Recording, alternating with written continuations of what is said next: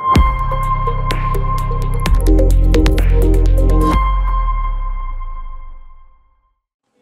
suis toujours en direct du Grenelle du droit et je suis en compagnie de Christophe Roquilly, directeur de l'EDEC Augmented Law Institute. Christophe, bonjour. Bonjour Arnaud. Quels sont les enjeux de formation aujourd'hui?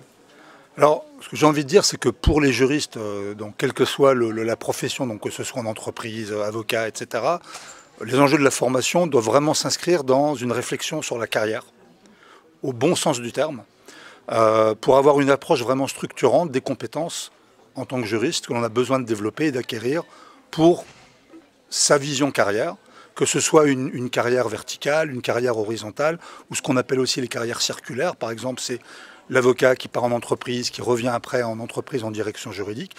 Donc avoir vraiment cette réflexion structurée. Une vision long terme. Voilà, moyen-long terme, pour éviter de faire des choix de formation, qu'elles soient courtes, micro-formations un peu plus longues, voire beaucoup plus longues, qui soient liées un peu à l'air du temps, ou bah, j'ai envie de faire ça, alors c'est bien en soi.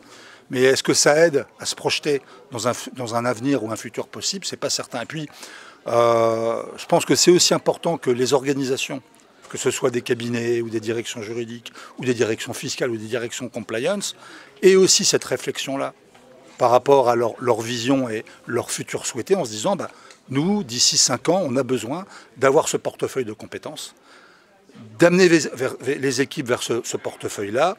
Est-ce qu'on a des trous aujourd'hui dans le portefeuille? Comment on le comble? Comment on accompagne, etc. Alors, vous évoquez le portefeuille de compétences. Concrètement, quelles sont les compétences qu'il faut développer, qu'il faut acquérir aujourd'hui dans ce monde de transition dont on parle au Grenelle du droit? Transition énergétique, transition sociale, transition numérique.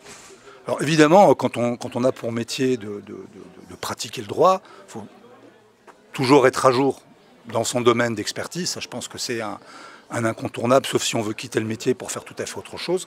Sinon, je dirais, de mon point de vue, il y a 2 blocs qui sont importants, qui sont d'ailleurs pas forcément beaucoup développés dans la formation première, pas forcément beaucoup développés non plus par la suite. C'est, effectivement, vous l'avez dit, les compétences numériques ou digitales.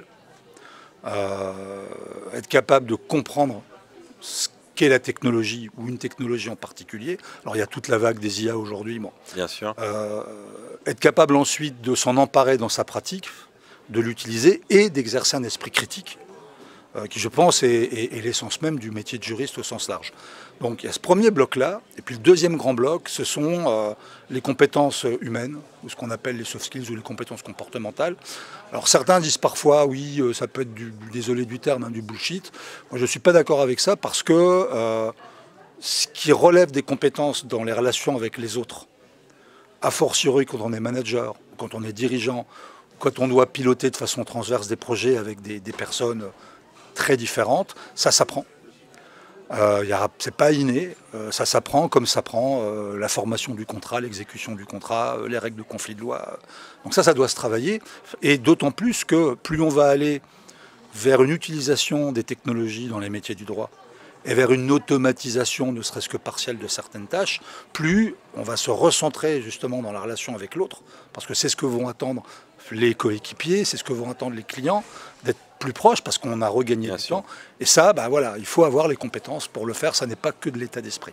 On va conclure là-dessus. Merci d'être venu sur notre plateau. Merci Arnaud, avec plaisir.